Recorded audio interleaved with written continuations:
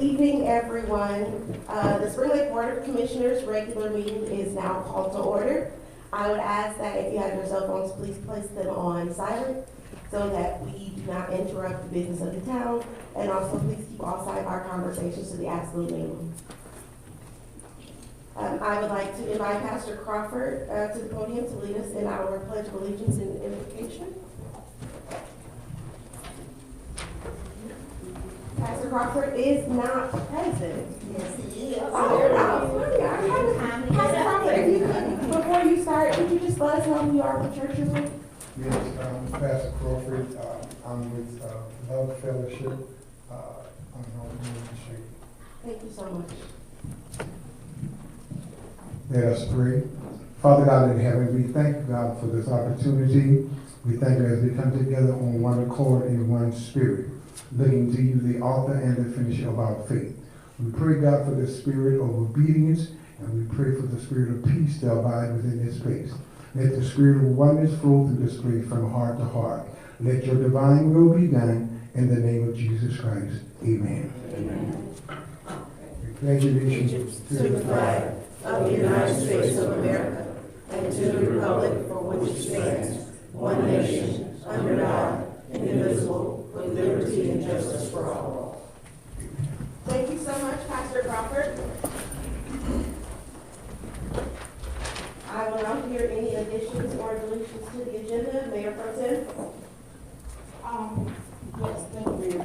I'd like to add closed session, 143.38.11.18, attorney-client privilege, right? Yes.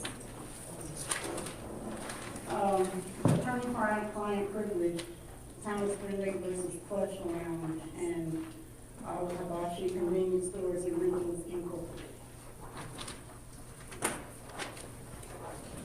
Are there any other additions or deletions? I'll call for a motion to approve the agenda. Commissioner Fossius, So moved. followed by Commissioner Chapman. I second. Any discussion? All in favor? Aye. Motion carries. I will now entertain a motion to approve the consent items, the draft minutes of the November 25th, 2024 work session, and BA 9 FY 2025. Mayor Pro Tem. Commissioner Thompson. I second. Any discussion? All in favor? Aye. Motion carries. We will now move on to our public comments. If you please note the screen has your time limit on it. Each speaker is only allowed 3 minutes. The board is not allowed to respond to you during public comments. All topics must be related to the town of Spring Lake, and there will be no action taken during public comments. We'll begin with Mr. Stephen Brock, Parks and Rec. Please approach the podium. State your name and address for the record. Good evening, everybody. I'm Stephen Brock.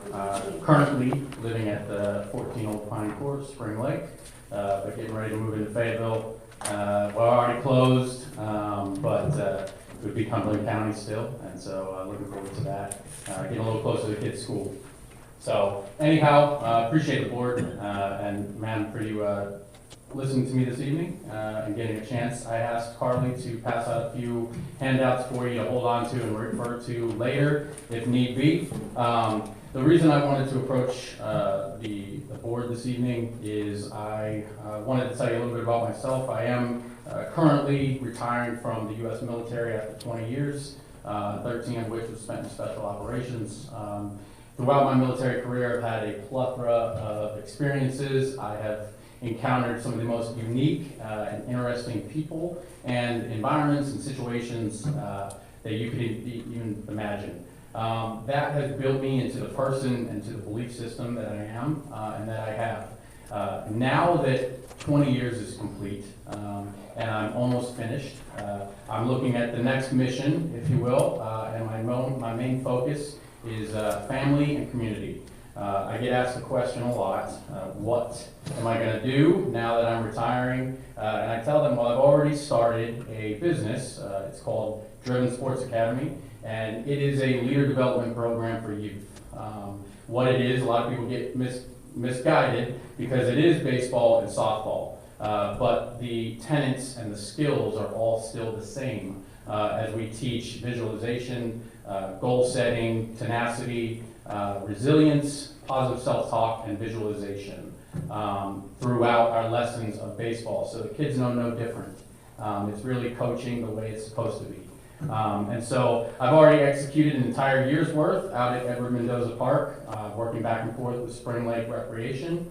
Throughout that time, some of the things that I have noticed is the lack of other sports teams and other rec happening on the field, at least sanctioned events whatsoever. I do see obviously some football practice, and I'll see soccer going on, and every once in a while you get the very competitive military ultimate frisbee that's out there. But I would ask the board to consider allowing me to be your voice and be the sponsor for Spring Lake and get ready to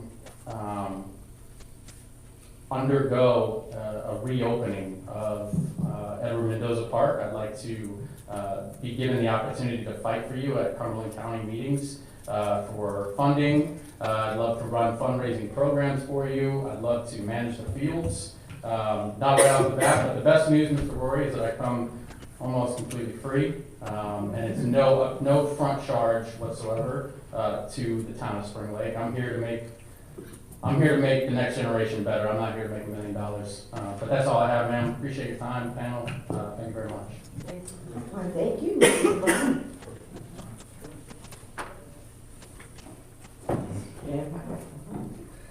Ms. Bond, please approach the podium and state your name and address for the record. You look nice. Thank you. My name is Juanita Bonds. I live at 1423 Milton Street. I would like to apologize for my outburst the last meeting, and hopefully you forgive me. My first question is the 17% increase is so excessive. Most of you probably, if not all of you, have multiple families in your household. So you don't see the increases like what me being a single person in my family. What I'm going to see is going to be a drastic increase for me, and it's going to affect my finances.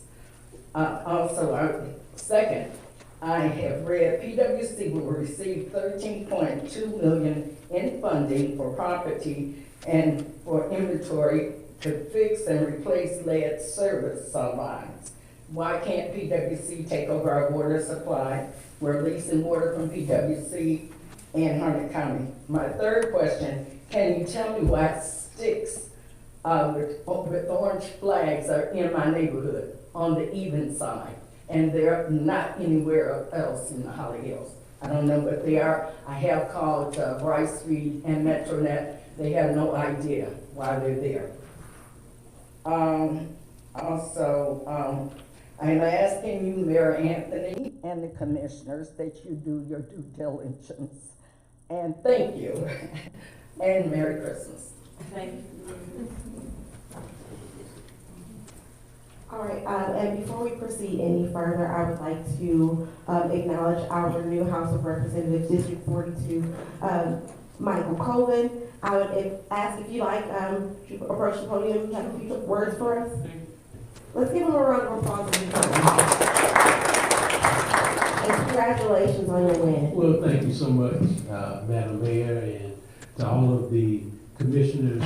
I thank you all for having me. I appreciate the work that you all, you yourself do in this community, and to all of the constituents. I just want to offer myself to public service, join the mission in trying to make Spring Lake, as well as the entire North Carolina House District 42 and the state of North Carolina, one of the best places to reside, live, and work and raise a family. So we all have the same mission. We all have a seat on the bus, and I thank you all for welcoming me to my seat, and I thank all of you that supported me during the primary as well as the general election. So thank you for this time. We'll be in touch. You absolutely know that. That's our representative there. I'm telling you, we're going to be pulling on his coattails. I mean, Representative Lucas lives right down the street, Okay, let's carry on. We do not have any presentations. We will move on to agenda item 8, old business. 8A, water rate increases, Mr. Overton and Mr. Rory. Mayor, I'm actually going to take point tonight. Okay. I have, Jimmy gave us a lot of data, a lot of information at our last meeting. And we're already getting feedback in regards to that. My concern is that, I don't want to put him on point, for something that has been ongoing for years. So it is my plan to be somewhat candid, and pragmatic, in terms of this water rate increase and what we're talking about. It is not my plan to, walk away from it. Most of you know that we have been talking about strategic planning and what some of those focal points are. One of our first workshops was last Wednesday, and in this room there were people full of both staff and our Board of Commissioners engaged in a conversation about what's going to make or enhance the quality of life for our residents, our shareholders, our stakeholders, our ratepayers, or whoever and however you want to refer to our people in the town of Spring Lake. One of the things that got elevated to the top of the list was to focus on having a safe and reliable and sustainable water and sewer system. What that means is maintaining some type of quality utility service by proper support and funding as necessary, for operating the capital components, and by pursuing partnerships and other regional opportunities when available. I didn't write this, somebody else did, but I'm definitely going to steal it. So, the town of Spring Lake, when I presented the budget back in June-ish, I was asked questions in regards to the rate increases and the tax increases at that time. And I think I replied to the state treasurer that our goal as a town was to provide safe drinking water, protect the environment by making sure that we control and where the sewer and the water runoff and things of this nature go, and enhance the quality of life for our residents. At the end of the day, the town will rise and fall based on the condition of its utilities, water and sewer. If you underfund it, you will get underfunded reliability. No one's asking you to overfund it. No one's asking to break the bank. We're just trying to have a strategic focus on the development and the maintenance of a safe, reliable, and sustainable water and sewer system throughout Spring Lake. So it takes us to a point. We were provided with grants from the state of North Carolina, specifically related to what is called a viable utility. So we got grants to try to figure out how we could be a viable utility. What does it mean to be a viable utility? One of those grants was an asset inventory assessment, basically asking the question, what's the condition of our distribution system? It's not the water coming out of your faucet so much as how does it get there? Where does it come from? What's the system itself? These are assets that are buried underground that are often overlooked and unseen. There's nothing heroic about it. They're just underground assets. Over time, if you don't maintain these assets, they become liabilities. For the town of Spring Lake, to be perfectly candid to you, our initial assessment and where we're at so far is that our water utility and our sewer utility, the water and sewer fund, is failing in a lot of areas. Period. All right? So we're having to plug holes day in, day out. I was asked by one of the Board of Commissioners in regards to due diligence, how many water leaks have we had? My response is, I don't know. I don't have that data yet. You know why? Because we're looking over all the work orders, we haven't compiled that down in a sense, but I do know this. I know that we're spending day in, day out to plug holes throughout this system. We're running out of fingers. So we have to have some assessment and some capacity to reach beyond plugging holes. I've got a picture of a water leak that had been fixed in a line less than 6 feet with 6 different Band-Aids on it. This is silly. All right, fix the pipe. Don't put a Band-Aid on it. You keep kicking that can down the road, and you keep getting what you get. The other part of this grant is a merger and regionalization feasibility study. I have met with consulting engineers, and we have met with PwC. Their response was pretty clear. Why should our customers have to pay to fix the Spring Lake system? I would love to say, here, let's use your money to fix this system. At the end of the day, their ratepayers are not responsible for the condition of the Spring Lake system. Spring Lake is. They shouldn't have the burden of an increase in rates and costs to fix the system, nor will they accept that, a pig in a poke. Hence, the asset inventory assessment. What needs to be fixed, what needs to be repaired. Another question I've been asked since the last meeting was, well, what is your capital plan? Well, the first thing is to get through this asset inventory assessment so I can figure out what needs to be fixed first. What's the priority?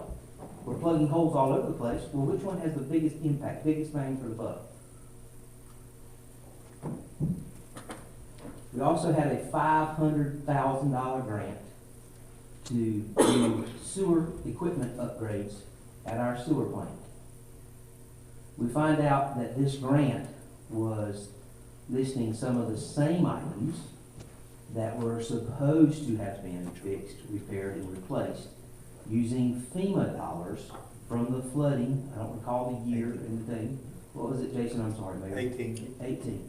So we have unspent FEMA dollars to fix our sewer plant from 2018. Let that percolate for a second. All right, you don't have to think long, do you? So now we apply for a grant to fix the same things that we had FEMA dollars for, and so now we're going, well, wait a minute, we need to maximize this before we do this. So we reached out to DEQ and asked them if we could transfer this $500,000 equipment replacement at the sewer plant to the replacement of the sewer line. What you see on the screen right now is the opinion of probable cost to replace roughly a half a mile of sewer line. It's a $500,000 grant with an estimated probable cost of $700,000. Now, yes, there's contingency in there, and there's probably some cost shaving and things of this nature. Everybody wants to take and make sure that they cover the bases. At the end of the day, once I start digging a hole, I gotta fix it. Doesn't matter if it costs $700,000, $800,000. I cannot take and dig a hole, dig up a sewer line, and not replace it and fix it. So we're all in at that point. So we got a grant, somebody else's money, right? It's my money, it's your money, it's everybody's money, to fix this one line, roughly half mile, on Mack Street and Regina Drive. And the grant just ain't enough. So we gotta come up with other dollars somewhere. Still, the goal is a safe and reliable system. We came to our last meeting. You guys have already approved a few things when we start looking at the funding, the revenue stream necessary to take and produce this or meet these objectives. One, we did some increases to the deposits. We did some cutoff fee increases, change in policy. You know, if they're cut off multiple times, you know, how they have to prepay, do different things. And we're bringing to the point where we had an increase in water and sewer rates by 17%. And it was tabled at that last meeting, and that's okay. You asked us to bring back different variations or different options in terms of what that rate increase is. That's easy enough. But the question is, what is the goal? What is the objective? What is the focus area? What are we trying to do? If it's just to come up with a rate that's palatable, then I would recommend a 0 rate increase. That ain't the goal. All right? It's not the goal. It's not the focus area. It's not this plan. It's how do we take and fix stuff and quit plugging holes. We recommended to you that, you've seen this slide before, I modified it, highlighted the 500,000, 500,000, and just titled them Objective 1, Objective 2. We can do nothing and eliminate Objective 1 and Objective 2. We can do something and address Objective 1. We can do something more and address Objective 1 and 2. So chicken or the egg, rate or no rate increase, how do we do it? What do we do? How do we roll it out? What do we fix first? I often say, kind of a little snarky, that the most important road is my road. The most important sewer line is my sewer line. The most important water line is my sewer line. You know, the most important park is the park I go to, not the one that my neighbor goes to. So how do we prioritize this stuff? Current water rates, I'll keep this as simple as I can. There are two things that make up your water rate. Okay, I'm focused just on water right now. Two things that make up your water rate. You have a flat rate that everybody pays. That's to fix this, fix that, pay into the system, do whatever. Then you have a tiered rate based on usage. You have a flat rate and a usage rate. Your usage rate is 3,000 gallons, 6,000 gallons, 9,000 gallons, whatever. But whatever you use. Now, it stands to reason that if there are 4 people in the household, they're probably using about 4 times the amount of water. That's not necessarily true, but it's just kind of a rational, pragmatic thought process. But put 6 people, 6 times the amount of water. But so the usage rate is you're impacted by the usage rate based on the number of people and what that consumption is. The flat rate doesn't matter if you put 100 people in the house, it's the same. All right? So, but you still got to get it out there. Our current flat rate is 909, and for up to 3,000 gallons, it's 805, and between tier 2, 3,000 gallons and 6,000 gallons, it's 906. The rest of them are far-reaching, but they do occur. The average customer is about 5,000 gallons per month. The average customer is about 5,000 gallons per month.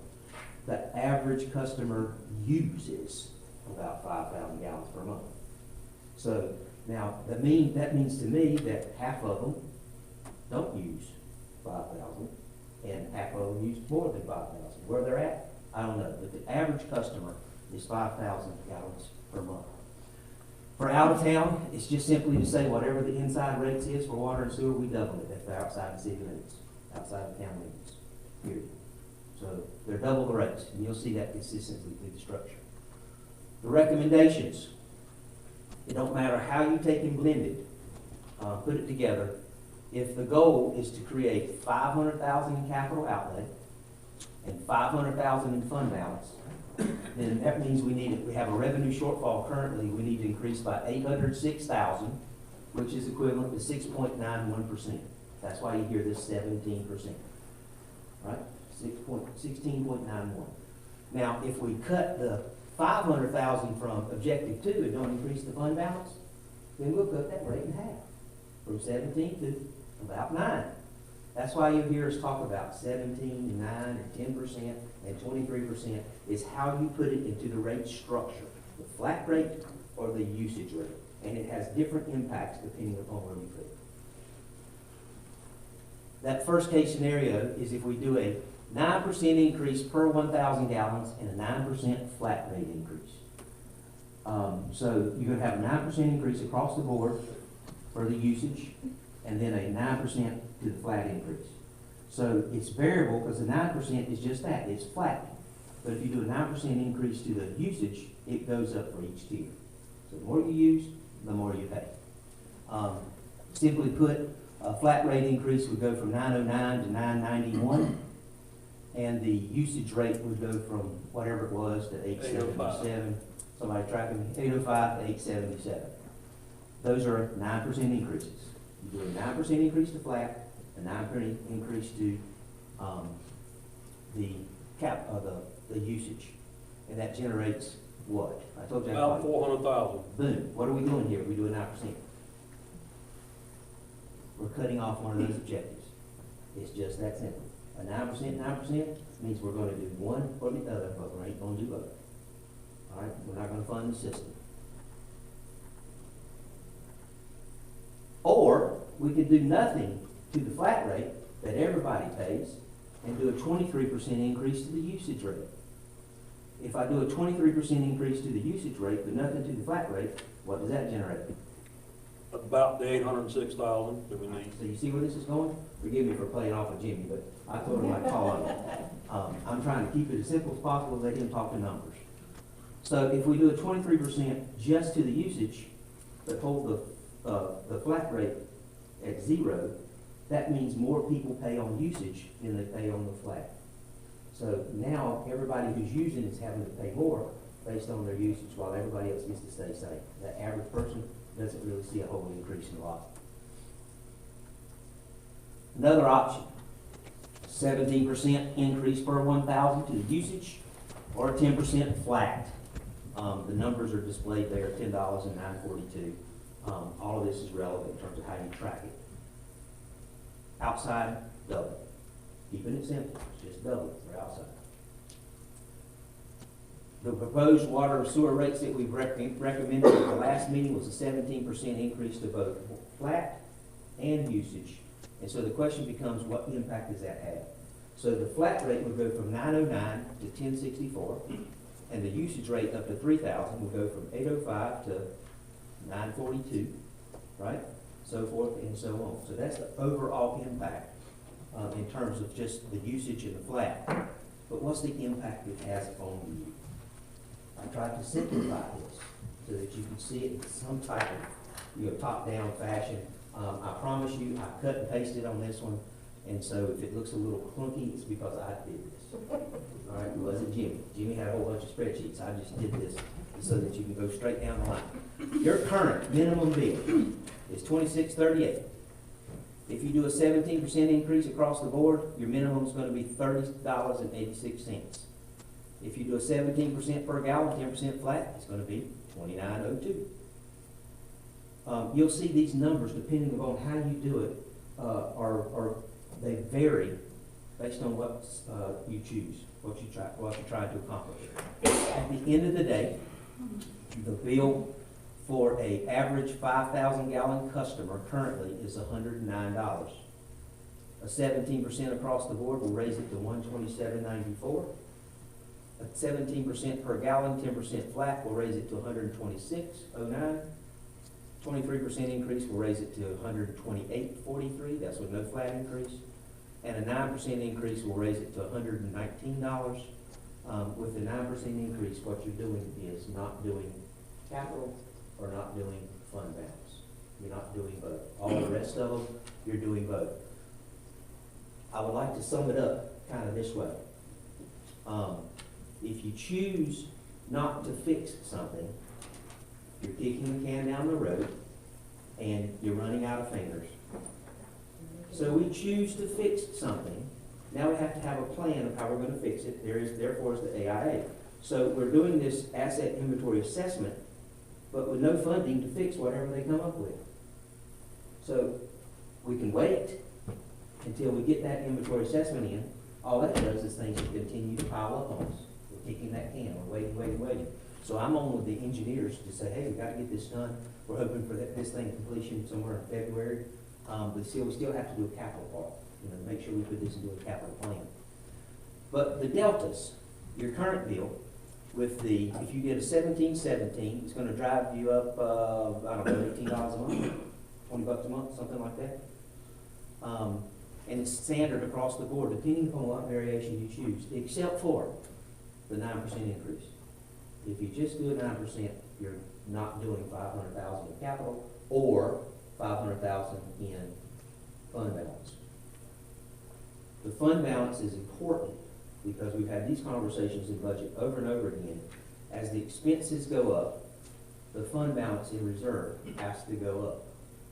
All right? So if I ask you a simple, now this doesn't hold true, but it helps us to do math from the floor. If I got a $10 million budget and I want to have a 30% fund balance, how much money do I need to have in the bank? $3 million. $3 million. Everybody's tracking me, right? So if I have a $10,500,000 expense, how much money do I need to have in fund balance? At what percent?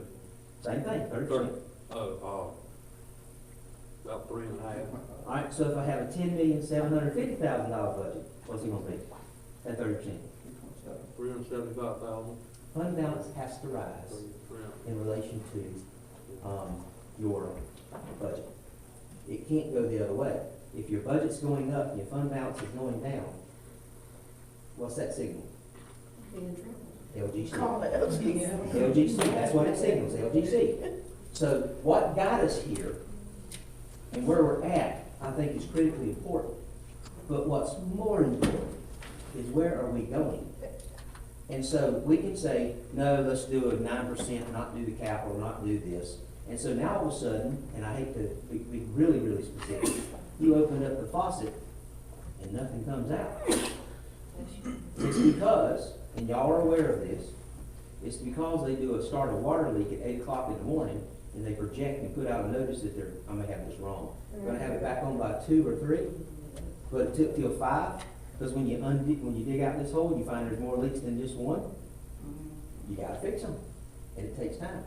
And so then, well, when am I gonna get my water on? There are 2 things that I'm quite certain of. If I come into work tomorrow, no, let me back up. If I don't come to work tomorrow, I don't think you're gonna get 100 calls that I didn't show up today. If that water ain't on, you're gonna get 200 calls. If they don't pick up that trash, you might get 300 calls. And so it's where the rubber meets the road in terms of service delivery, and that capacity to do that is most important. It's about what that rate's gonna be. Our recommendation, I think, stands as it was in the last meeting. Keep it simple, 17-17. If you wanna go with 17-10, okay. All right, there's the numbers. The delta from that's a little bit different. But we're still trying to meet those same objectives. 500,000 in capital, 500,000 in fund balance. Now, if the capital goes up, I got to draw a little bit more from fund balance, but I can also take and add a little bit more to the capital side, and we'll look at it from that perspective. It's generating roughly $1 million. 1/2 a mile line replacement has an estimated cost of $706. How many miles do we need to replace? You know, I don't know if you're staying up at night, I am. Okay, what happens if I do this? What happens if I do this? So they come in tomorrow and they say, John, I got to call Nall in here to fix a water leak. Well, it's pretty important. And so this is where I talk a little bit about history and arrival. So one of the first emails I get, and I'm going to pick on staff, and I'm not being mean when I do this, was I get an email that there's a water leak on the customer side of the meter, not on the city side, the town side of the meter. So water goes in, we measure it to see how much is coming out, right, how much they're using. But there's a leak on the customer side. So the email I get is, don't worry about it, we'll fix it Monday. I had to scratch my head. I said, well, I get that, you know, it's on the customer side. But do you know who's paying? But that's gonna take man, money, machines, and materials. It don't happen any other way. And so I would rather recommend the rate increase, knowing that everybody's gonna have to pay more. But they're gonna have to pay more to make sure when they turn that faucet on, the water's there, it's safe to drink. In the absence of that, I don't know if we're doing our due diligence as staff, as in my service to the board, in terms of recommendations. I think if I recommended anything less than producing quality drinking water, I'm not doing my job. The other point, I'm not gonna get too much on this because someone asked about it, was the commercial deposits. And so I'm not gonna take and make this crazy, all right?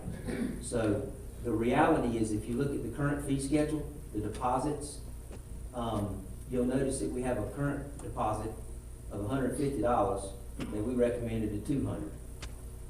But there's no current deposit for corporate apartment buildings, no deposit increase for schools or FTCC, no increase in deposits for restaurants, no increase for laundromats and car washes, and or other commercial businesses.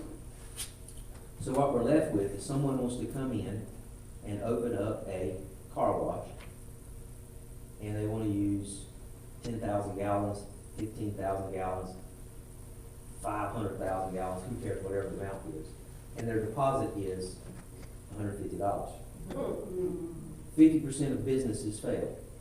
They fail because they're undercapitalized. That's what I've always been taught. I don't know, Google it. It might be true, it might not, I don't know. But I'm telling you. So 50% of businesses fail.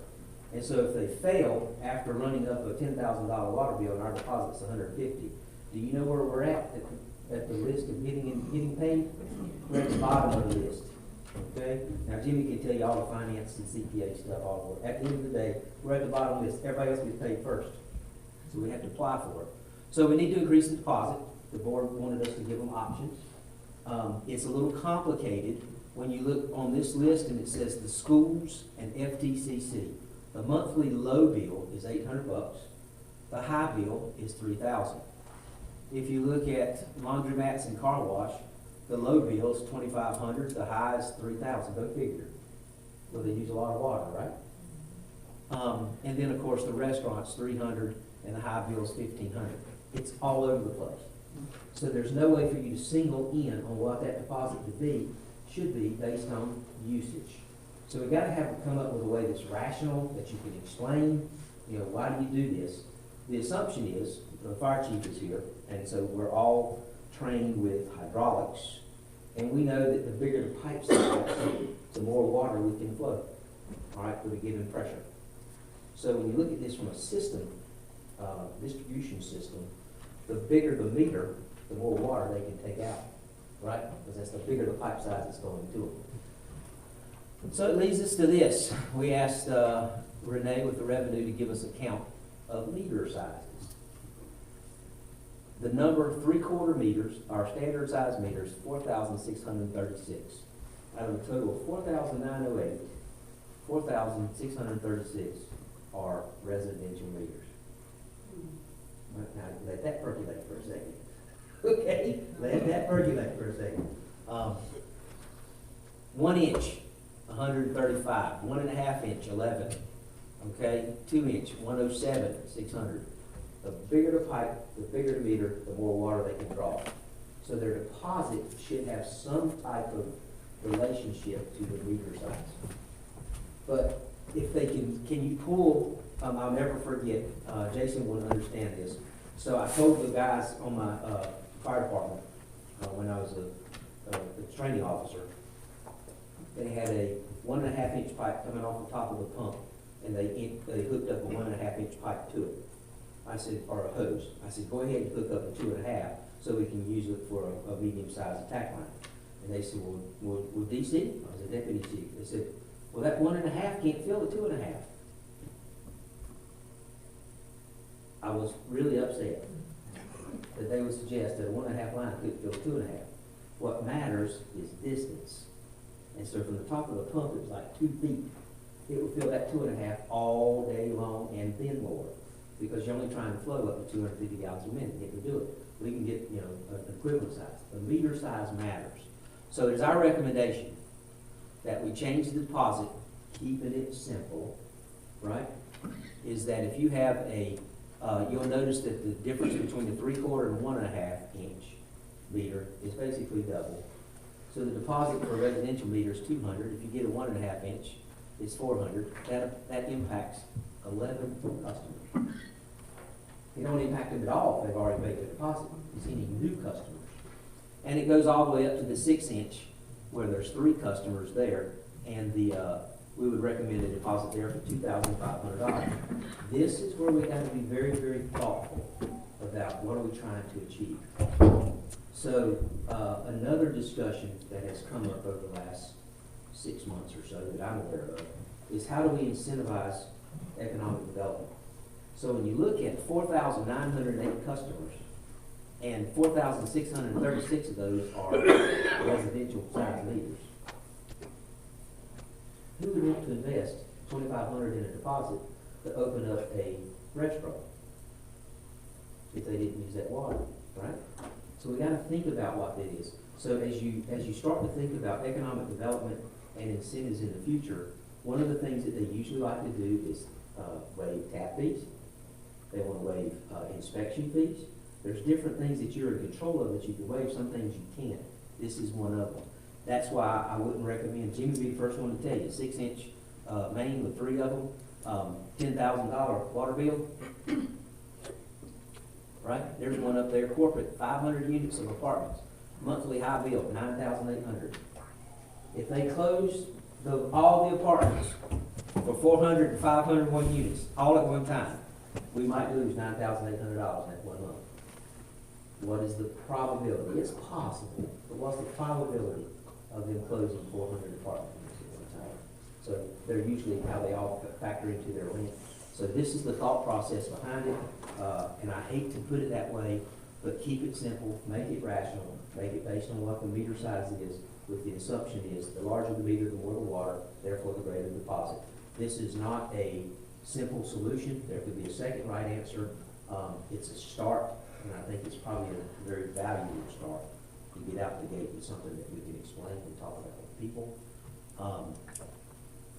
With that, I didn't call Jimmy too much. Your turn. Our recommendation remains 1717. Keep it simple. And that does have an impact of about $20 a month on the average customer. Use more, pay more. Something to make sure about. Your decision. Well, thank you so much for that explanation, because I know that helped answer a lot of questions that were posed and provide a bit more clarity for myself, I hope so, for the board as well. I will now open the floor for any comments. Commissioner Lackman? Thank you, Mayor.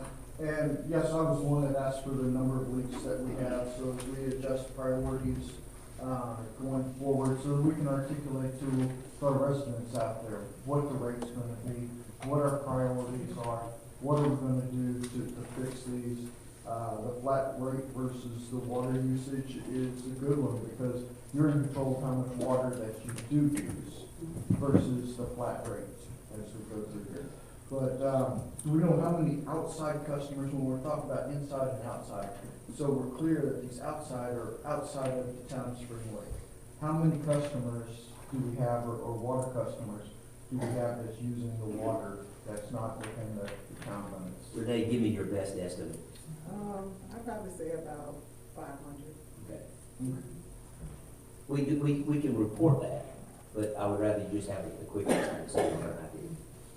And so out of those 500, we're looking at doubling their sewer, looking at doubling their water, because they are not Spring Lake residents, and we would ask them to pay more because there is more lines that's run out there and more opportunities for leaks as we go through it.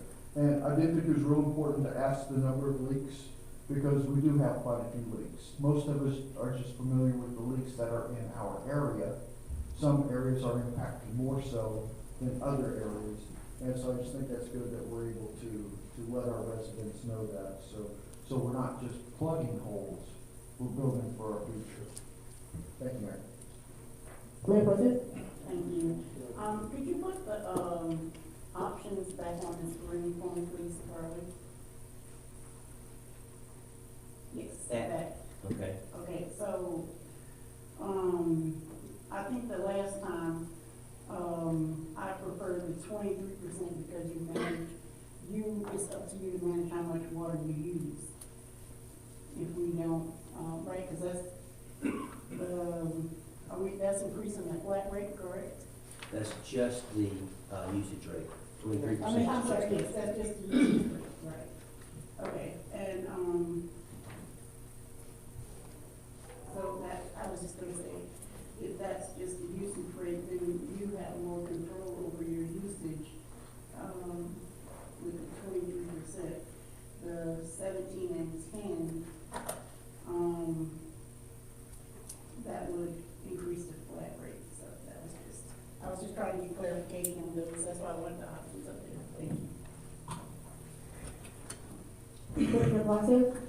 Thank you, Mayor, and thank you, Mr. Rory, for this, and thank you, staff, for putting this together for us. Mr. Rory, you've been on the job since April, May, you know, and then in June, we approved a rate that started July 1. And now that you've been on the job for a while, you're noticing some major issues. And so are we. We're noticing major issues. You talked about on this past Wednesday, the 4th, there was a alert that went out, and it went out at 7:25 a.m. to notify Kalen Farms, New Holly Hills, and Mobile Home Parks that there was a water outage, and that we expected that outage to end at 11 a.m. And then we were sent notifications that that was being extended. And in Wednesday's meeting, and just like tonight, you pointed out that it was extended because we continue to find issues. We can continue to find other leaks.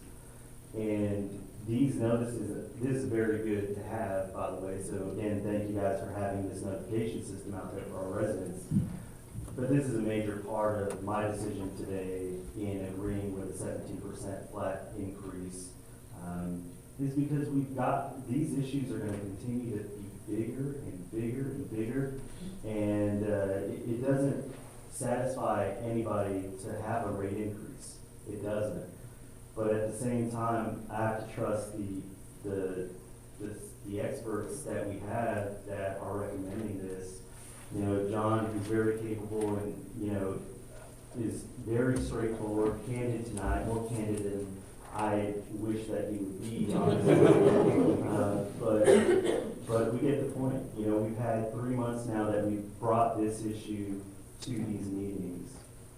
And so I do have to trust the experts that we have today. And $500,000 to address some of the priority needs, $500,000 for general fund, or for the fund increase, is a major impact. But this also allows us to put Mr. Rory and our staff, put their feet to the fire, right?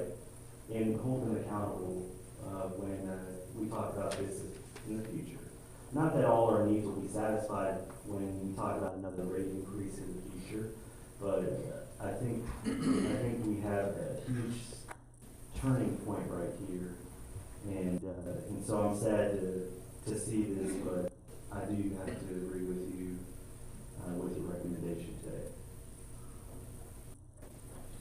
So I wanted to echo those sentiments, but just provide a bit of clarity. $500,000 is a drop in the bucket. That can barely fix a mile of pipe, half a mile. So rate increases will come because we have to fix this issue. And once it's fixed, there will still be rate increases because inflation. So this is what happens. We have to pay to maintain our community. If you didn't pay to maintain your house, it would become dilapidated and crumble.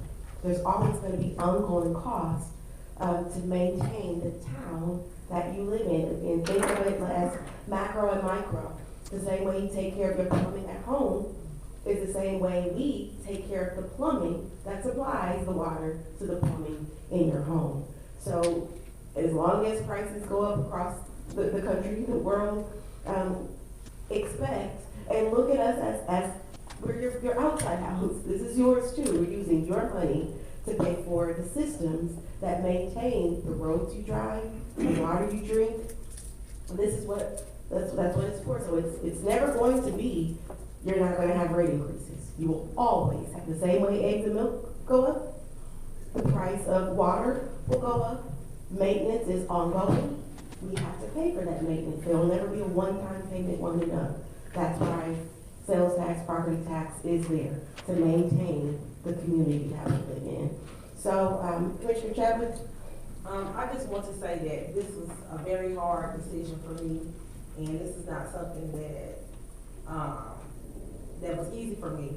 And I mean, I do think it's excessive, but I think it's something that has to be done through years of neglect of not doing what's right. Now our citizens are looking at the extra costs or picking up extra costs. And it's hard for me But I understand, and I'm glad that Mr. Rory, went a little bit more in detail today. And just through my research, we have to do something about it, because if we don't, it's gonna continue to get bigger and bigger. But I hope, like in the future, once we're able to get control of this situation, will we be able to look at maybe rates, lowering the rates in the future for our citizens? Or will this continue to be a steady increase as we go along?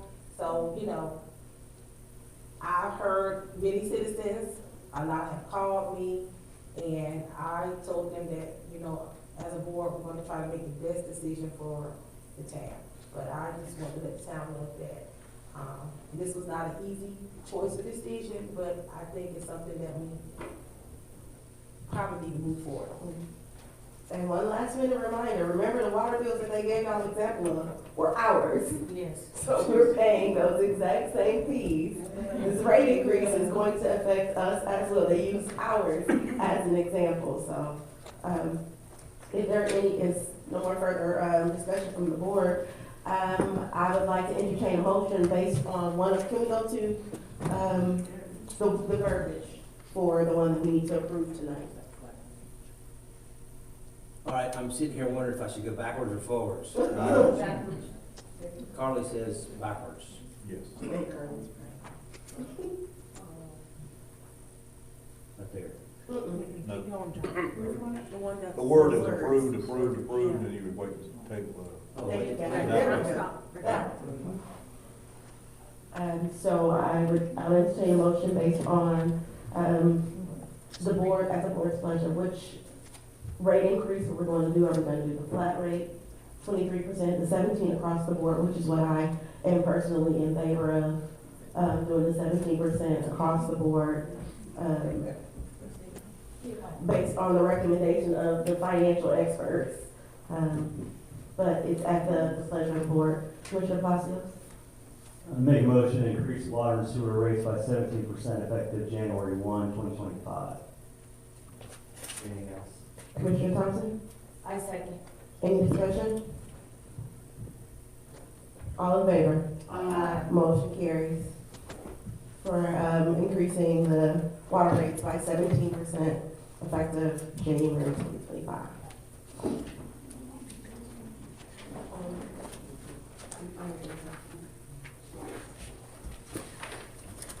I'm sorry, bear with me. I'm a little sniffly today. Thank you, board. We make the hard decision is done, so I'd like to put it. Now we'll move on to agenda 9A, 2024-17 resolution of the Board of Commissioners. Mayor, the commercial deposits, the recommendation on the commercial deposits, we need to do something with that, or not. Thank you, Jim. If you can give us the wording for the recommendation for the commercial deposits. I think I would defer to our attorney, basically just say as recommended by the staff. Can you go back to that one slide? That one? Is this the one? Yeah. Yes. I don't know how to, what's the one we just had to pull up? Sorry, that had better. 50 to 200. Oh, okay. This one. Is this one? Can I suggest that you make a recommendation to increase the deposit fee schedule based on the meter rates as recommended by staff? Yes. Is there a motion? So moved, what Mr. Rory said. We got accurate. As approved by the town attorney. All right, Commissioner Chapman. All right, any discussion? All in favor?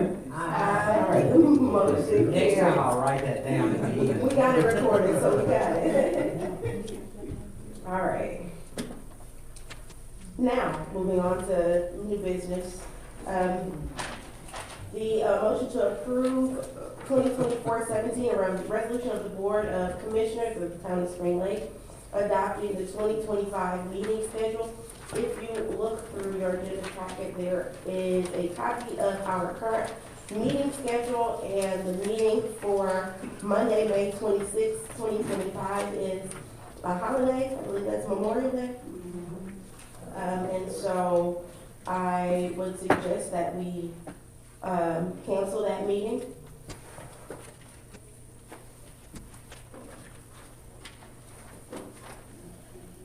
And then approve, the resolution with Monday, May 26th, being canceled. Commissioner, or excuse me, Mayor Pro Tem? Is this what we can ask questions? Sure. We can meet on the 22nd of December? 22nd of December. No. You can make this up. You can take that one out. No, I can make a motion. Okay. I'd like to make a motion to adopt the, commissioners of the town of Spring Lake meeting 2025 meeting schedule, removing Monday, May 26th, 2025, and Monday, December 22nd, 2025.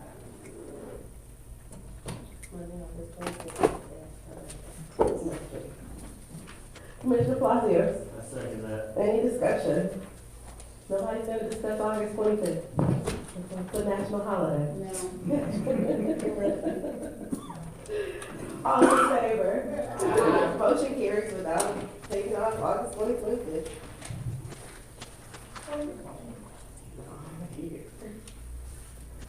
All right, we now move to, resolution to approve 2024-18, the resolution of the Board of Commissioners of the Town of Spring Lake adopting the 2025 holiday schedule. And again, this is something that we've discussed again, adding in the 2 floating holidays. Mayor Pro Tem. Yes, I'd like to make a motion to approve the resolution of the Board of Commissioners of the Town of Spring Lake, 2025 holidays. Commissioner Thompson? I second. Any discussion? All in favor? Aye. The motion carries to adopt the holiday schedule. We'll now move on to 9C, which is our mayor's report. Again, excuse me for being so sniffly and throughout the meeting, but I wanted to say in representation of my very festive sweater, enjoy the holidays because this will be our last meeting of the year before the Christmas holidays. And so I wanted to make sure we had some jingle bells in representation. It's my favorite holiday, and that was definitely shown this past Friday at our town's annual tree lighting ceremony. And again, I want to make sure that we give our town's staff and headed by Chief Williams and organizing our tree lighting ceremony. So big round of applause for our staff. If you guys missed it, you really missed a good one. Once again, Water Department likes to show everybody up into the beautiful photo booth. Financiers out there with cakes and candies. Our Grinch, our resident Grinch, was very, very, very Grinchy as usual, but their identity must remain secret. But it was a lot of fun to be had. The police department, they do the thing every year. There was toys and more toys for kids, toys for adults. So we made sure that there was something for everybody this year. I watched the citizens leave very, very, very, very happy, very satisfied. So kudos to you guys once again for another absolutely fabulous Christmas tree lighting. Lunch with the mayor is going to be, this will be the last one of the year, it'll be at Nacwan on the 18th of December at noon. So if you'd like to come and have lunch with me, we'll be at Nacwan right down the street on Main Street, having some Korean lunch, and it's going to be delicious. I know Carly will be there because Korean's one of her favorites. Me too. But that is all I have. I also want to make sure that we reiterate, we do have lots and lots and lots and lots of issues with GFL. We know that too. Again, all the issues you experience, we experience them too. We just don't have to call Carly because she already knows about them and she's sending the issue to us. But if you have problems with the GFL, we need you to help us. Help Carly. Call them. We need our citizens to get active. The phone number is in the app. Not call Carly, call GFL. Call GFL. Because that's what Carly's going to do. You guys are going to call her. Carly's going to have to call GFL. You guys have the right to call GFL and complain directly. Let's make their phones ring off the hook. with complaints from our citizens, letting them know that they're providing sub-quality service, and we're not gonna stand for it. Help us apply pressure. Help Carly apply pressure. I didn't clear this with our attorney. Did I say anything wrong? No. Okay, good. Apply pressure. Apply pressure. I mean, we're strong in numbers. Carly's only one person. They see Town Spring Lake Hall, they easily ignore, but they don't know Ms. Bond's number. Call them and complain, just like you will with any other service. Help us help you. Call GFL. Carly, can you pull up that phone number real quick? 910-423-4122. That's how often she calls GFL. One more time. 910-423-4122. All right. One more time. One more time. 910-423-4122. Got it. All right, and that's all I have. Merry Christmas, y'all. Mayor Pro Tem? Mayor. So I do wanna, say that, the mayor, myself, the mayor, and, Commissioner Chadwick went to the swearing in of our, county commissioners. So we now have Chairman Commissioner Devier, we have, Commissioner Pavel Patel, and Commissioner Henry Tyson. And I am so excited to work with them. I think this is going to be a different Board of Commissioners. And also tomorrow, our new Board of Education members will be sworn in, including the one representing us, Dr. Mary Gibbs. That will be at what time? 7 o'clock? Is tomorrow at 7 o'clock on Gillespie Street? Is it? I thought it was 6. I say by the time you get it all. So anyway, and we're inviting everyone because we have a lot to say about our schools here in Spring Lake. So, I'm inviting any and everyone to come. So let's go to that swearing in so they know that Spring Lake is not going to be quiet. We've been ignored long enough. So, and, thank you again to the staff, all of our pros, and I lost a couple of toes out there. It was still a great event. So thank you to the staff and Mr. Roy and Ms. Renee. They did. We're gonna have to get lights next year. So thank you, everyone, and have a Merry Christmas. So the swearing in ceremony is tomorrow at 6 p.m. at 2465 Gillespie Street. Commissioner Thompson? Oh, the only thing that I have is Spring Lake Middle School will be having their winter concert on Wednesday at 6 p.m. So if you're not doing anything, you're not supposed to do it. That's all I have. Commissioner Lockwood? I'm ready. Since it is our last meeting, I want to make sure I covered the topics I've got. So, Mayor, I'd like to talk about Operation Turkey. It was a huge success. Nope. Oh, Nope. sorry. There we go. It was a huge success. I've got to give credit to Isaac Castleberry for bringing the idea to the town and for executing this. Isaac's a part of our Military Veterans Affairs Advisory Committee and coordinated over 500 meals being distributed and passed out throughout our town. And how fitting for Town Hall to be the hub of this to serve our residents.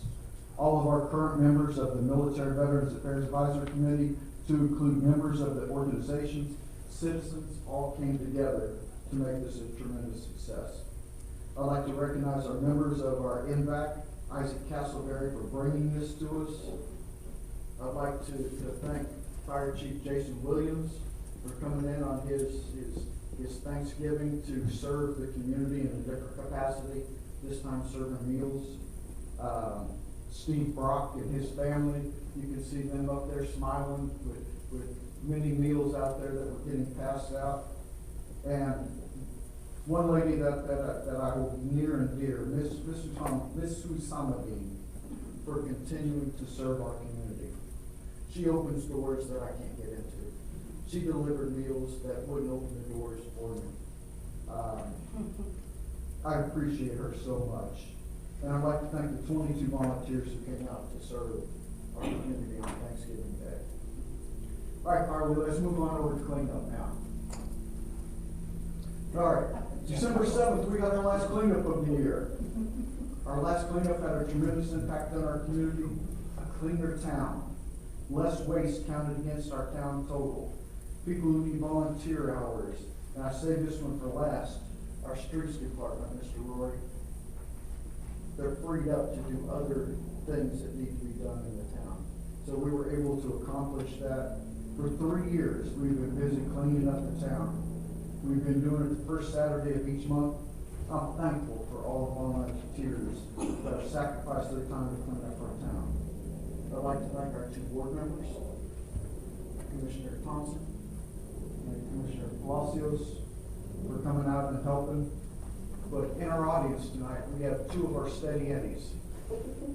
We have Patrick Morrison, who comes out to many of our cleanups and just does yeoman's work out there. You look down there at the bottom picture, he's out there on his hands and knees picking up trash. That's not my ball game.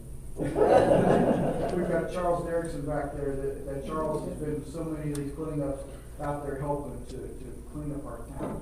You can see what the impact of one cleanup does, but you multiply that by 6, 7, 8 times throughout the year is tremendous.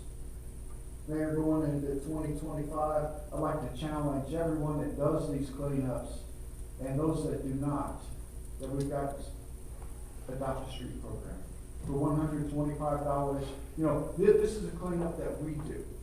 You don't have to do it on the days that we do it. There are people that clean up that we don't know about or that does it quietly. This is an opportunity for you to adopt a street, to take ownership, take pride in that, and to have a sign out there. For $125, 6 cleanups a year, you can have your sign out there that says that you adopted the street. So it's a one-time fee of $125. Your sign gets out there. Every year you're just asked to re-certify that you want to continue to do that. All right, Carly, let's move on to MVAC. All right. Look at a pretty sign up there. What a busy year 2024 has been for the Military Veterans Affairs Advisory Committee. The Military Tribute banner, you see that up there. Grady Howard, Will Brown, that's up there. Memorial Day, Veterans Day, Veteran of the Year program. The work that John Rory has put into Veterans Park out there. That is a transformation of something from 20 dead and dying trees to a almost finished product. It is coming along. So I'd like to thank all the MVAC volunteers for their dedication and support and all the work that's been done, the volunteers. We had our election. So with the MVAC, we went with 2-year elections on there just to provide some stability. So Armand Caron with the American Legion, he is our chair. You can see him up there in the picture. You see our organization as we go. Isaac Castleberry, a new member. He is now in January going to be our vice chair. And Tim from the Non-Knights, Tim Baker, he continued to be our secretary. So I just want to pass that along and just say how proud I am of them. And that our military tribute banner that we had in 2024, we're going to roll that out in 2025. It's for our active duty members, our retirees, our veterans. So it's just not for Memorial Day. Last year, well, this year, it was $188. We're going to try to keep that price the same. But for those 32 that flown those banners this year, there is no cost to fly it for 2025. Come pick up your banner if you haven't already, clean it up, put it on your I Love Me wall, bring it back for next year, and we're going to fly it proudly for you.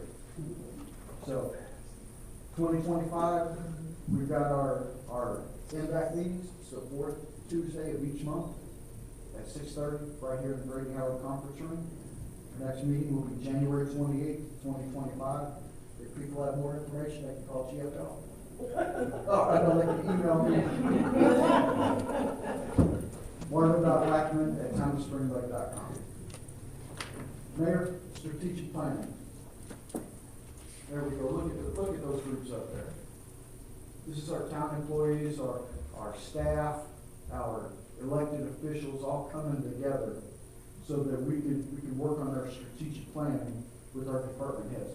Get a collaborative effort with all of us out there sitting so that we can determine and plan and forge forward a short-term as well as a long-term program and plan for you, our residents out there. Mayor, we've got Roots Across America. It's going to be this Saturday. Chief Williams has notified me that they're going to be bringing the wreaths here on Thursday. And they will be transported out to Sandhill Veteran Cemetery to be laid out there on Saturday. So, we should have more information coming out about that. And lastly, Carly, I don't have anything up there for that one.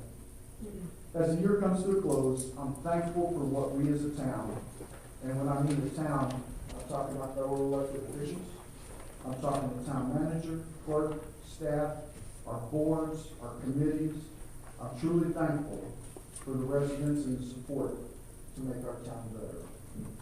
Without the entire network, we are just individuals working in silos. As we close out 2024, Merry Christmas to all, and to all a heartfelt thank you. Stay safe. See you in 2025. That's it for me, Mayor. Right, so you should clap after That's a lot. And I am going to step in. I completely, when you were talking, Marvin just celebrated a birthday 2 days ago. So I wanted to make sure we shout out his 25th birthday, as well as a few other of our town staff. Antoinette Hurt in police, Marion Garvin in police, Charles Fernandez in police. Police should have had a party. Nicole Berry in finance, Kevin Love in police, and Cameron Williams in fire. And again, our illustrious Commissioner, Commissioner Lackman. Yeah, of course we're going to sing happy birthday to him. He is notorious for making sure that we all get flowers or something special on our birthday. So we can at least sing a quick happy birthday with all my names and stuff. So 1, 2, 3, go. Happy birthday to you. Happy birthday to you. Happy birthday, dear Marvin. Happy birthday to you.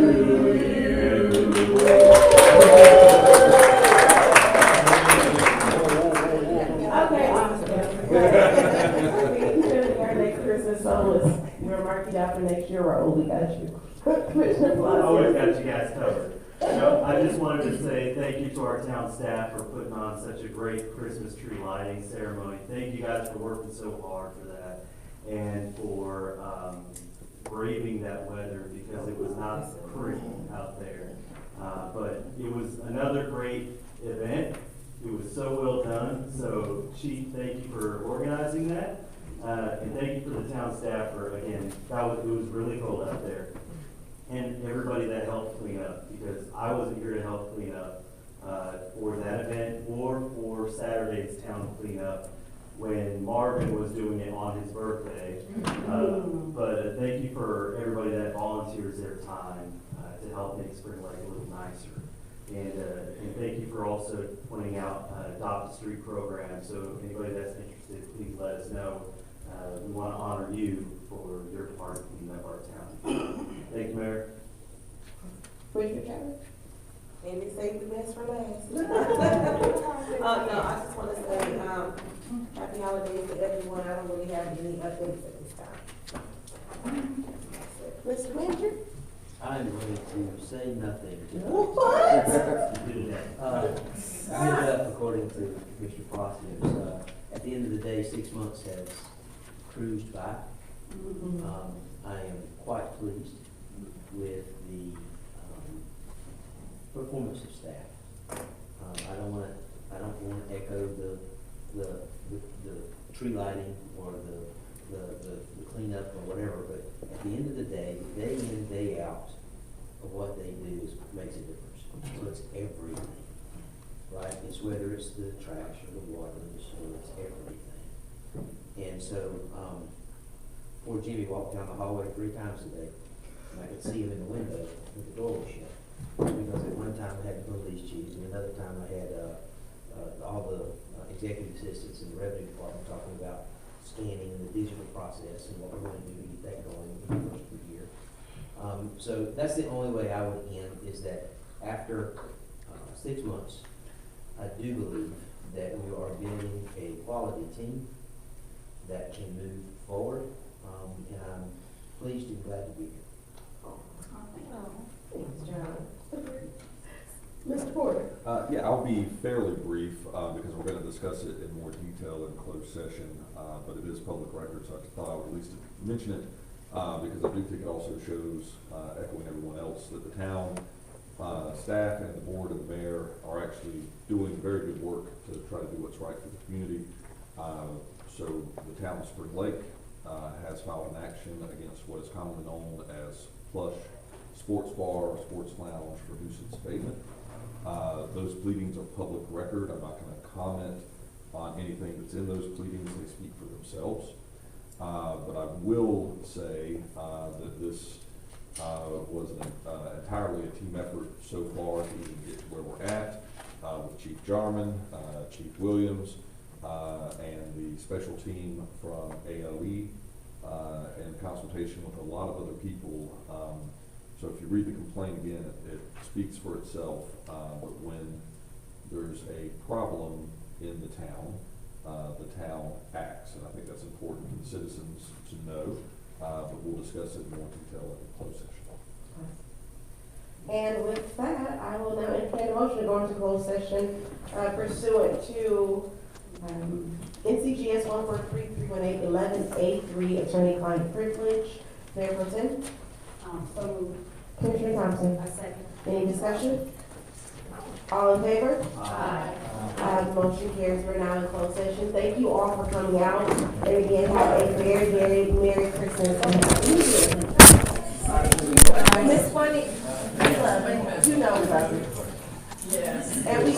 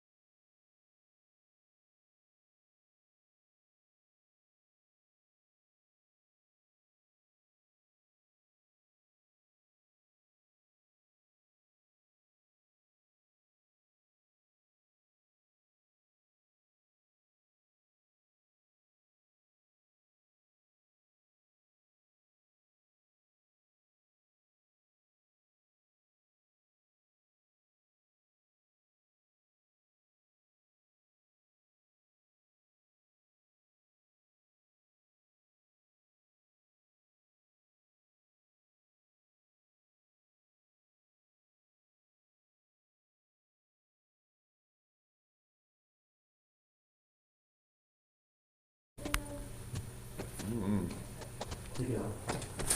No, the whole thing, just, Can you turn it around? what, you pull it away. Oh, so Yeah, you- pull it away. Just pull it away.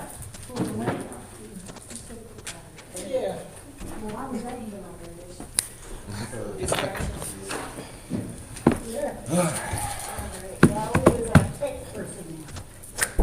Entertain a motion to come out of closed session. So moved, second. All right, Mayor Pro Tem and Chapman. Any discussion? All in favor? Oh, no action taken in closed No session. action taken in closed session. We are now out of closed session, and